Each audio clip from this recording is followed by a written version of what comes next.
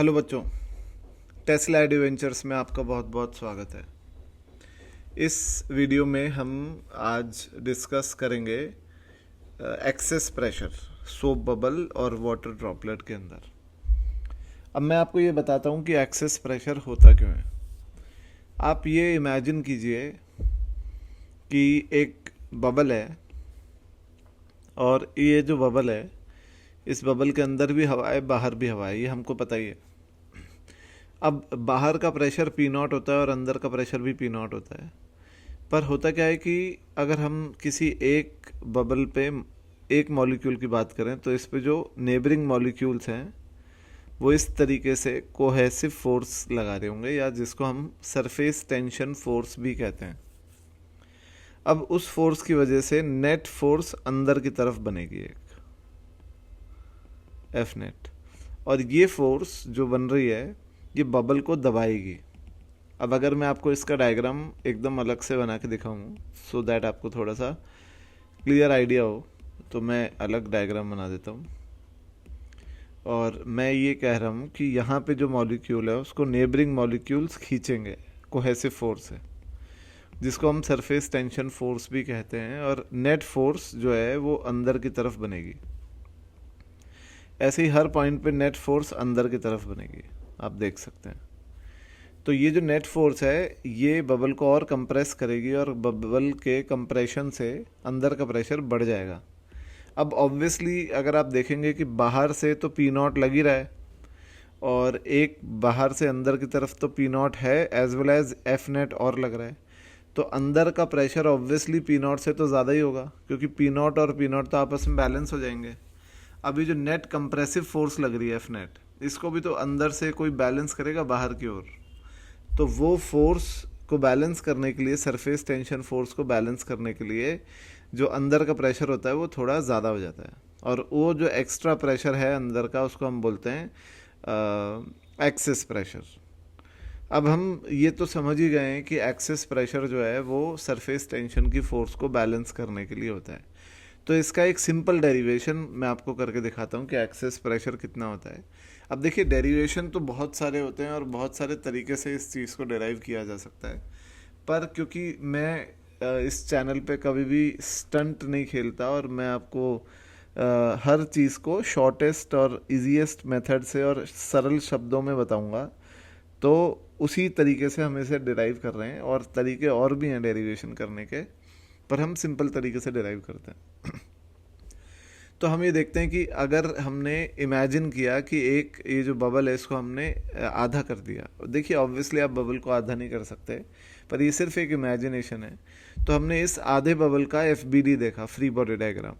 तो हमने देखा कि इस आधे बबल पे और इस आधे बबल का जो बेस है, ये इसके बेस के जो सरकमफ्रेंस है, इस सरकमफ्रेंस पे जो मॉलिक्यूल्स अरेंज्ड हैं उसको नीचे वाले बबल के मॉलिक्यूल्स खींच रहे होंगे नीचे की तरफ, कोहेसिव फोर्स या सरफेस टेंशन फोर्स से, और उस फोर्स को बैलेंस कर रखा है अंदर के एक्सेस प्रेशर ने, जिसका नेट फोर्स ऊपर की तरफ लगेगा। ठीक है ना।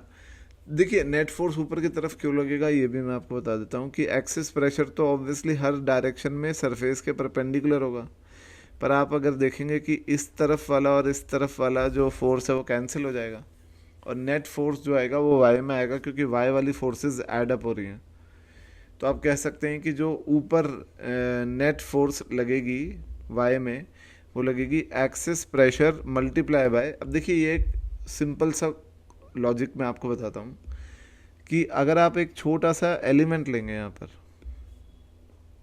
छोटा सा एलिमेंट DS एरिया का, तो इस पर जो फोर्स होगी DF, ये होगा DF होगा P एक्सेस, एक्सेस प्रेशर की फोर्स ही निकाल रहे हैं हम, मल्टीप्लाई बाय DS। पर हमें इस फोर्स का ये कंपोनेंट चाहिए, y कंपोनेंट। तो हमने माना कि ये एंगल थीटा है, तो DFy आएगा DF cos थीटा, तो हो जाएगा P access into DS cos theta. अब आप ये गौर कीजिए कि DS cos थीटा क्या होगा। तो अगर आप ये गौर करेंगे तो DS जो एरिया है वो ये है है ना। और हमने जो एफ माना है वो ये है डी एफ, और ये एंगल हमने माना है थीटा। तो ये एंगल है 90 माइनस थीटा, तो ये एंगल थीटा, तो ये भी थीटा। तो ये जो एरिया है एक्स में डी एस एक्स, ये एरिया, या हम इसे अगर बोल दें ए एक्स, सिंपल सरल शब्दों में अगर बात करें तो हम डी एस के एक्स वाले एरिया को बोल देते हैं ए एक्स, और ये वाई वाला एरिया ए वाई, पर उससे हमें मतलब नहीं है। तो अगर हम इसे गौर से देखेंगे तो हम इसको ऐसे भी लिख सकते हैं कि डी एफ वाई जो होगा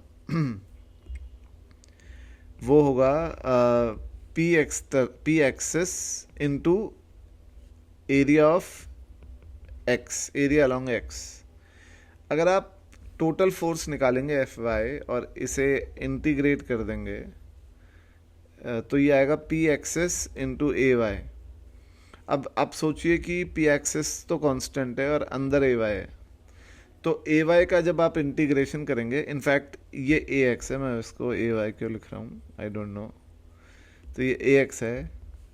तो जब आप ए एक्स तो एक छोटे से डी एक्स एलिमेंट का प्रोजेक्शन था एक्स पर अगर आप इस पूरे हेमिस्फीयर का एक्स पर प्रोजेक्शन देखेंगे तो वो एक डिस्क आएगी और डिस्क का एरिया पाई आर स्क्वायर होगा।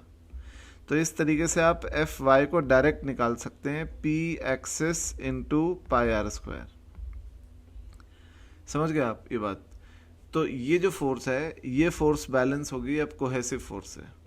ये जो कोहेसिव फोर्स इस बबल पर हेमिस्फेरिकल बबल पर नीचे लग रही है, और ये फोर्स होगी सरफेस टेंशन। अब क्योंकि सरफेस टेंशन 2t लूँगा, क्योंकि जो फ्री सरफेसेस हैं वो 2 हैं, तो 2t इंटू लेंथ होगी 2 पाई आर। तो पाई से पाई कैंसिल हो जाएगा, आर से आर कैंसिल हो जाएगा, और पी एक्सेस आ जाएगा 4t बाय आर। ये हो जाएगा आपका एक्सेस प्रेशर। पर ये एक्सेस प्रेशर तो सोप बबल के लिए है, और अगर मैं बात करूं फॉर वाटर ड्रॉपलेट, तो वाटर ड्रॉपलेट के लिए जो एक्सेस प्रेशर होगा वो होगा 2t बाय आर। अब देखिए 2t बाय आर इसलिए हुआ क्योंकि यहाँ पे सरफेस टेंशन वाटर ड्रॉपलेट में t ही लेंगे, क्योंकि वाटर ड्रॉपलेट के अंदर फ्री सरफेस ओनली एक ही होता है, बाहर वाला जहाँ पे एयर होती है, तो इसलिए सरफेस टेंशन 2t की जगह t होगी। तो ये सरफेस टेंशन हो जाएगी वाटर ड्रॉपलेट के लिए और वो सोप बबल के लिए। और ये भी इम्पॉर्टेंट है कि सोप बबल एयर में है। ये अगर ये बबल पानी के अंदर है, लेट सपोज ये पानी के अंदर एक बबल है, ये बबल है पानी के अंदर, और बबल है तो ऑब्वियसली अंदर एयर होगी, तो फ्री सरफेस एक ही है, 1 फ्री सरफेस। तो अगर एक ही फ्री सरफेस है तो आप फिर से सरफेस टेंशन T लेंगे और एक्सेस प्रेशर को 2t बाय आर लेंगे। तो ये भी बड़ी इंपॉर्टेंट बात है कि अगर सोप बबल या वाटर बबल जो है वो उसमें है, पानी के अंदर है, तो आप उसमें जो लेंगे एक्सेस प्रेशर वो 2t बाय आर लेंगे, और अगर वो बबल हवा में है तो आप 4t बाय आर लेंगे। पर अगर पानी का ड्रॉप हवा में है तो आप एक्सेस प्रेशर लेंगे 2t बाय आर। पर अगर पानी का ड्रॉप पानी में है तो देखिए पानी में फ्री सरफेस होगा नहीं, तो इसलिए वहाँ पे आप कोई भी सरफेस टेंशन या एक्सेस प्रेशर नहीं लेंगे। ठीक है ना बात। तो ये बच्चों सिचुएशन है, और नेक्स्ट वीडियो में हम और भी इम्पोर्टेंट कॉन्सेप्ट्स लेके आएंगे। Thank you.